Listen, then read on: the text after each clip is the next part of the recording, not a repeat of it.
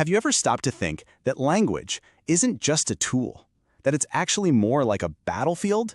Well, a brilliant thinker named Mikhail Bakhtin did. He believed that every time we open our mouths, we're stepping into a chaotic, exhilarating war of competing voices. Let's dig into what he meant by that. You've heard phrases like this before, right? The law is the law. It just sounds so final. It's meant to be simple, direct, the absolute last word on the matter. Case closed. But come on, is it ever really that simple? The second you hear a statement like that, a flood of other voices rushes into your head, doesn't it? The voice of someone who thinks that law is totally unjust. The voice of a lawyer trying to find a clever way around it. A historian who knows exactly why that law was made in the first place. All of a sudden, that simple, solid statement is a complete mess of different viewpoints. And that, right there, that tangled mess, that's the world Mikhail Bakhtin saw everywhere. So to really get what Bakhtin was on about, we first have to smash a huge idea that he fought against his entire life. This myth that there's such a thing as a single, perfectly unified language. And you gotta understand, Bakhtin wasn't cooking up these ideas in some quiet, cozy library. No, he was living smack in the middle of the absolute chaos of the Russian Revolution, a horrific civil war, and the rise of Stalin's totalitarian state. He was watching firsthand as his entire country was ripped apart by clashing ideologies. For him, the war of ideas wasn't some abstract theory. It was happening right outside his window. And he realized that same war was happening inside language itself.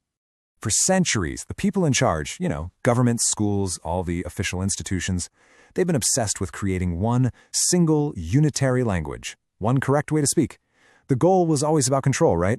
To take the wild, messy, beautiful diversity of how people actually talk and shove it all into a neat little box.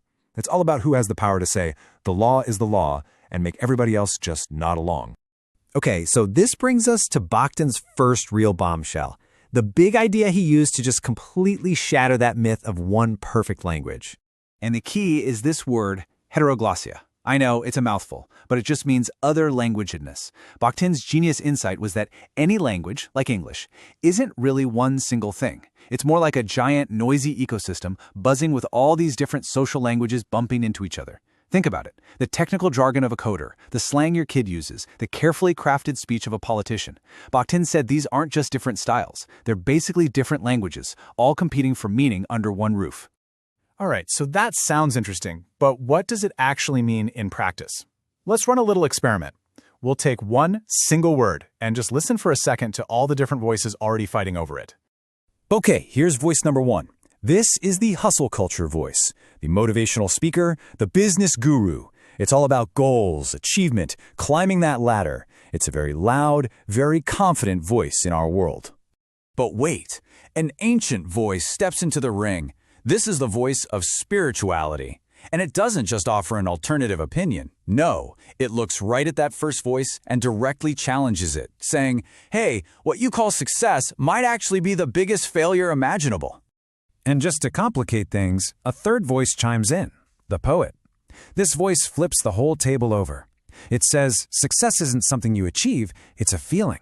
And ironically, it's a feeling that's sharpest for the people who've failed. So, which one is the real meaning of success? Bakhtin's answer is brilliant. There isn't one. The word itself is the battlefield where these voices are always at war. So if language is this big, crowded room full of different voices, what are they all doing? Are they just politely mingling? Oh, absolutely not. Bakhtin says they are locked in a constant, never-ending argument. And this brings us to his second game-changing idea, dialogism. It's a fancy name for a pretty simple concept. All language, every single bit of it, is a dialogue. Everything you say is a response, a rejoinder to something that's already been said. And you're always expecting a response back. You're never just talking into thin air, you're always jumping into a conversation that started long before you were born. And here's what that really means. You can never use a word like it's brand new, fresh out of the package. By the time you get to it, that word has already soaked in the meanings and intentions of everyone who's ever used it before. It's crowded. Bakhtin says your own voice has to literally fight its way through a mob of alien words just to say what it wants to say. This breaks it down perfectly. Okay, step one. A politician talks about national security, loading that phrase with ideas of strength and safety. But that's just the opening move. Step two is the reply, the rejoinder. A human rights group fires back with their own power phrase, individual liberty.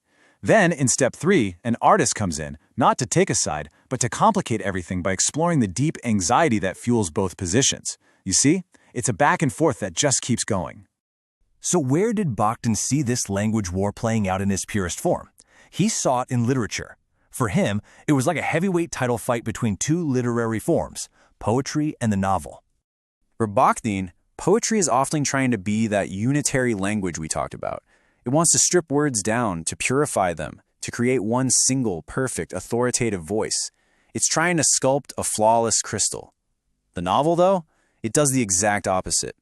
The novel isn't interested in being pure. It thrives on being messy. It throws open its doors and invites in a whole carnival of different voices and languages, and it does it on purpose, just to watch them argue and clash. And this is exactly why Bakhtin was the novel's biggest champion. He believed it was the only art form that was messy enough and big enough to actually capture what reality is like. I mean, a single novel can have the voice of a farmer, a scientist, a soldier, and a saint, all in one place, letting their totally different worlds collide. It doesn't try to create harmony, it's all about orchestrating the chaos. So what's the big takeaway from all this? Well, it goes way beyond just language and books. Bakhtin's ideas force us to totally rethink one of the biggest concepts there is, truth itself. You see, for Bakhtin, truth isn't some fixed object, like a jewel buried in the ground that one person can just dig up. Truth isn't a destination. He said truth is an event. It's something that is born in the space between people, as they talk and argue and search for it together. It's messy, it's ongoing, and it absolutely requires every single one of our voices to even happen. And that kind of leaves us with a pretty huge question, doesn't it? If the world really is just one big, endless conversation, and if truth is what comes out of that conversation, then every word you say, every idea you put out there, it all matters. A lot. It's your turn to speak, your rejoinder in this great cosmic argument. So, the question Bakhtin leaves us with is this: what is your next reply?